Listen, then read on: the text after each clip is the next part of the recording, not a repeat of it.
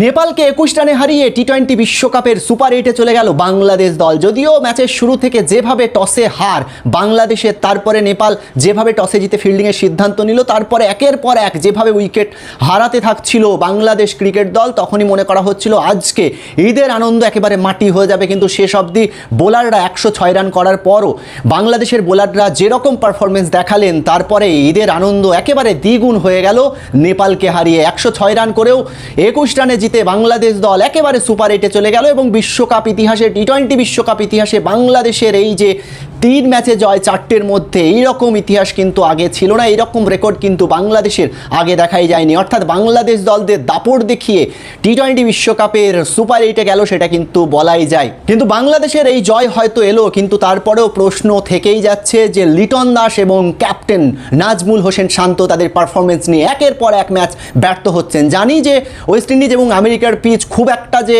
Batting সহায়ক এমনটা নয়, তাই বলে প্রতি ম্যাচেই ব্যর্থ হচ্ছেন এই দুই ব্যাটার। এবং বাংলাদেশের ব্যাটারদের নিয়ে অবশ্যই চিন্তা তো রয়েছে, নাজমুল হাসান শান্তকে নিয়ে, পাশাপাশি লিটন দাসকে নিয়ে, এবং অনেক ক্রিকেটাররা রয়েছে তারা কিন্তু রানে ফিরতে পারছেন। এবং সাকিব আল হাসান আগের ম্যাচে যেভাবে হাফ সেঞ্চুরি করেছিলেন, আজকেও আশা দেখিয়েছিলেন, এবং তারপরে দেখলাম যেভাবে মাহমুদুল্লাহ রিয়াদ রান আউট হয়ে গেলেন, তারপর মনে করাই হচ্ছিল যে একেবারে সব স্বপ্ন চুরমার হতে চলেছে।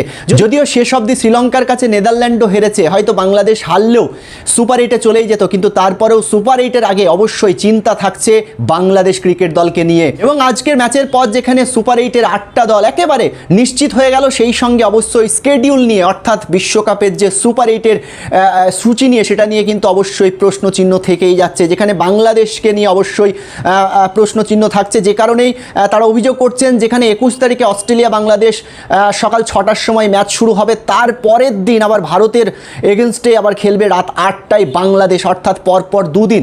আইসিসি কেন এরকম সূচি রাখলো, কেন এরকম স্কেডিউল রাখলো, এই নিয়ে কিন্তু প্রশ্ন তুলতে শুরু করেছেন বাংলাদেশের ক্রিকেটাররা থেকে একেবারে সমর্থকরা। তা কিন্তু বলাই যায়, কেনই বা এরকম সিদ্ধান্ত নেওয়া হবে বাংলাদেশকে পরপর, হয়তো একই স্টেডিয়ামে খেলছে, কিন্তু তারপরেও পরপর দুদিন যে বাংলাদেশকে ম্যাচ খেলতে হচ্ছে, এটা নিয়ে কিন্তু তারা ভীষণ অখুশি, সেটা কিন্তু পরিষ্কার বলাই যায়। এবার আসবো আজকের ম্যাচের বিশ্লেষণ নিয়ে। সকালে যেভাবে বাংলাদেশ দল 21 রানে নেপালকে হারালো, 106 রান করার পরও নিঃসন্দেহে বলা যায় এটা একটা বড় জয় বাংলাদেশের জন্য। ব্যাটারদের চিন্তায় রাখবে তাদের পারফরমেন্স নিয়ে অবশ্যই, কিন্তু তারপরেও বাংলাদেশের এই যে টসে হেরে ব্যাটিংয়ের সিদ্ধান্ত কোনোভাবেই শেষ অবধি প্রভাব ফেলতে পারলো না। কিন্তু তারপরেও বাংলাদেশের ব্যাটিং ব্যর্থতা চোখে আঙুল দিয়ে দেখিয়ে দিল, যেখানে তানজিদ হাসান তিনি ওপেনিংয়ে নেমে 1 বলে 0 করেছেন, লিটন দাস বরাবরের মতো ব্যর্থ 12 বলে 10 করেছেন, শান্ত অধিনায়ক, তিনি অধিনায়ক হিসাবে হয়তো সফল হচ্ছেন, কিন্তু তারপরেও তিনি অ্যাজ এ ব্যাটার ডাহা ফেল প্রত্যেক ম্যাচে তিনি যেভাবে 5 বলে 4 করেছেন। সাকিব আল হাসান বড় আশা দেখাচ্ছিলেন, 22 বলে 17 করেছেন। তহিদ হৃদয় 7 বলে 9 করেছেন। মাহমুদুল্লাহ রিয়াদ রান আউট হয়ে গিয়েছেন দুর্ভাগ্যবশত, তিনি 13 বলে 13 করেছেন। জাকের আলী 16 বলে 12 করেছেন, 5 বলে 3 করেছেন তানজিব হাসান সাকিব, এবং রিশাদ হোসেন 7 বলে 13 করেছেন। তাসকিন আহমেদ 15 বলে 12 করেছেন। মুস্তাফিজুর 4 বলে 3 করেছে। এবং বলে রাখাই ভালো যে বাংলাদেশের এরকম খারাপ পারফরমেন্স ব্যাটিংয়ে, একেবারে যে ভিনসেন্টের পিচ, একেবারে সেন্ট ভিনসেন্টের যে পিচ, সেটা একেবারে অনেকটাই খারাপ ছিল, বোলিং সহায়ক ছিল, এবং সেখানে ব্যাট করা কার্যত কঠিন ছিল, সেটা একেবারে শেষ অবধি পরিষ্কার হয়ে গেল। এবং সেই জায়গায় গিয়ে নেপালের বোলাররা দুর্দান্ত বল করলেন। সোমপাল কামি তিনি 3 ওভারে 10 রান দিয়ে 2 উইকেট পেয়েছেন। দীপেন্দ্র সিং তিনি 3 ওভার 3 বল করে 22 রান দিয়ে 2 উইকেট পেয়েছেন। রোহিত পাউডেল ক্যাপ্টেন 4 ওভারে 20 রান দিয়ে 2 উইকেট পেয়েছেন। ল্যামিচানে তিনি ফিরেছেন 4 ওভারে 17 রান দিয়ে 2 উইকেট পেয়েছেন। কুশল ভ্রুটেল তিনি করেছেন 4 ওভারে 22 রান দিয়েছেন তিনি, এবং অবিনাশ বহরা তিনি অবশ্যই 1 ওভারে 10 রান দিয়েছেন। অর্থাৎ এই যে নেপালের বোলারদের পারফরমেন্স একেবারে চোখে পড়ার মতোই। এবং এই যে 107 রানের লক্ষ্যমাত্রা ছুতে গিয়ে কার্যত 21 রানে হারল নেপাল ক্রিকেট দল, এবং তারা যেখানে শুরু করেছিল 8 বলে 4 করেছেন কুশল ভ্রুটেল, পাশাপাশি আশিফ শেখ উইকেট কিপার 14 বলে 17 করেছেন। অনিল শাহ তিনি 2 বলে 0 করেছেন। রোহিত পাউডেল ক্যাপ্টেন 6 বলে 1 করেছেন। সন্দীপ জোড়া তিনি 8 বলে 1 করেছেন। কুশল মাল্লা 40 বলে 27 করেছেন। সোমপাল কামি তিনি 2 বলে 0 করেছেন। সন্দীপ ল্যামিচানে তিনি 0 বলে 0 করেছেন। অবিনাশ বাহরা 1 বলে 0 করেছেন। যেখানে 107 রানের লক্ষ্যমাত্রা ছুতে গিয়ে হিমশিম খেলো। এই যে হিমশিম খাওয়ানোর কারিগর কারা, বাংলাদেশের বোলাররা তো অবশ্যই। সেখানে তানজিব হাসান সাকিব দুর্দান্ত একের পর এক উইকেট যেভাবে পেলেন, 4 উইকেট নিয়ে তিনি হয়তো ম্যাচের সেরা নির্বাচিত হচ্ছেন। 4 ওভারে 7 রান দিয়ে 4 উইকেট পেয়েছেন, এটা একটা বিরাট পারফরমেন্স। তাসকিনকে খুব একটা সুবিধা করতে দেখছিলাম না এরকম একটা বোলিং সহায়ক পিচেও তিনি 4 ওভারে 29 রান দিয়ে 1 উইকেট পেয়েছেন হয়তো, কিন্তু বোলিং পারফরমেন্স খুব একটা আজকে ভালো ছিল না এরকম পিচে। মুস্তাফিজুর রহমানের পারফরমেন্স নিয়ে আর কি বলবো, অসাধারণ ভাই, স্যালুট কাটার মাস্টার, তোমাকে স্যালুট, তোমার যে পারফরমেন্স অসাধারণ। 19তম ওভারে তোমার পারফরমেন্স ভাই একেবারে উইকেট মেডেন বলা যেতে পারে। তিনি যেভাবে বল করলেন ওই রকম জায়গায় তার ওভারটা বিরাট একটা এফেক্ট ফেলেছে ম্যাচে, সেটা কিন্তু বলাই যায়। যেখানে মুস্তাফিজুর 4 ওভারে 7 রান দিয়ে 3 উইকেট পেয়েছেন ভাই, চারটিখানি ব্যাপার না। রিশাদ হোসেন 3 ওভারে 15 রান দিয়ে কোনো উইকেট পাননি। সাকিব আল হাসান 2 ওভার 2 বল করে 2 উইকেট পেয়েছেন।